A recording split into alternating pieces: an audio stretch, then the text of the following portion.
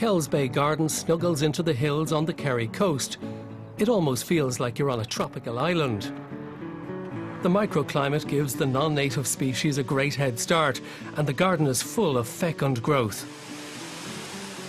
This Victorian garden was restored by Billy Alexander, a specialist in ferns and palms, and it's now open to the public for the first time. Well, I came across this property about 10 years ago when I was delivering a silver tree fern to the previous owners, the Vogels. And 6 years ago I heard it had come on the market, and 4 years ago I became the lucky owner of this wonderful estate. We're on the Ring of Kerry, equidistant in between Glen Bay and Cahersiveen on the coast. We have the rhododendrons, the magnolias, the azaleas, the camellias, all out in colour at the moment. There's some very architectural plants. We've the skunk cabbage down on the drive that you may have seen on the way in, and there's always a bit of colour here. There's always something happening in this garden. We get the effect of the Gulf Stream coming in, so it's very balmy. As you can feel today in the sun today, it's a great place for plants, and obviously we get loads of rain, which the plants love. We've new walkways, new trails recently put in by Quilcha, and now people can get a map of the gardens and walk all over the gardens.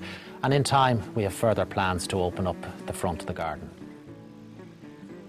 Billy had only finished clearing much of the thick rhododendron bushes with the help of Quilcha when more work came out of nowhere.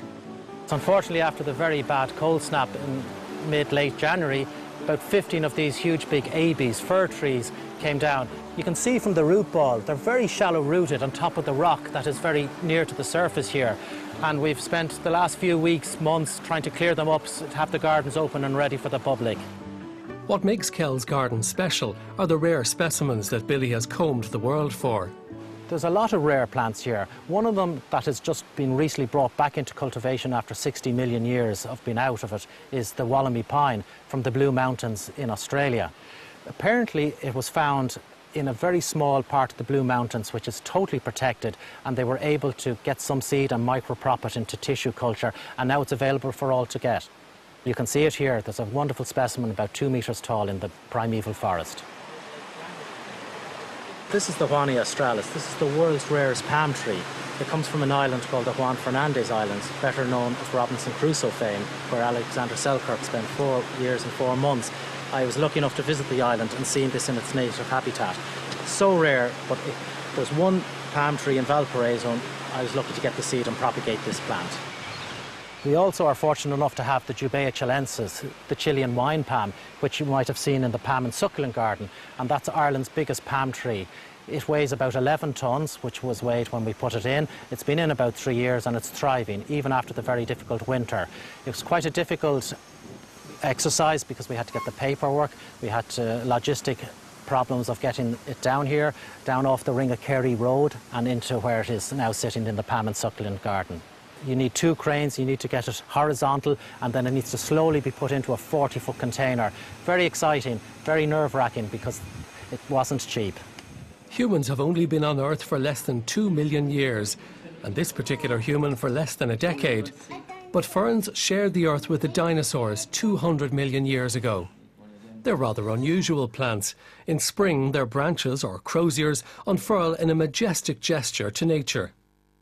Here you can see Dicksonia antarctica, a tree fern, and you can see the croziers emerging through the crown there and unfurling, something I love seeing in late spring. These are fronds, these are pinnae, which are the leaves of a tree fern, and they're non-flowering plants. Now, they are some of the most ancient things we have on Earth, aren't they? Yes, they were around long before flowering plants that we now know, such as roses and other plants that flower. These don't flower at all. They have spore on the undersides, which is how they propagate themselves. But there's all kinds of ferns. You can have the silver tree fern, which is famous for the New Zealand all-black team. You have ferns with red growth and juvenile growth and all variety of greens. And these will unfurl over a period of a couple of weeks? Yes, it's a very, very fast process. Now that we've got a bit of heat and sun and rain, these are going to come out over a 2-3 week period.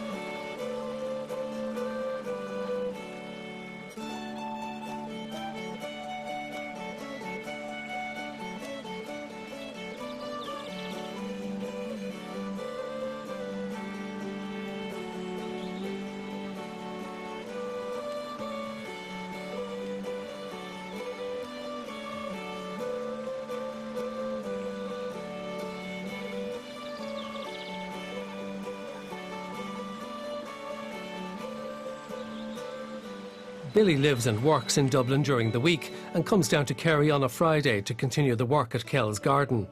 Next on the agenda is readying the accommodation for tourists, which will help pay for the constant improvements at the garden.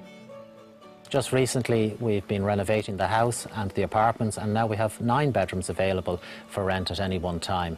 We have the 4-bedroom house and 3 apartments.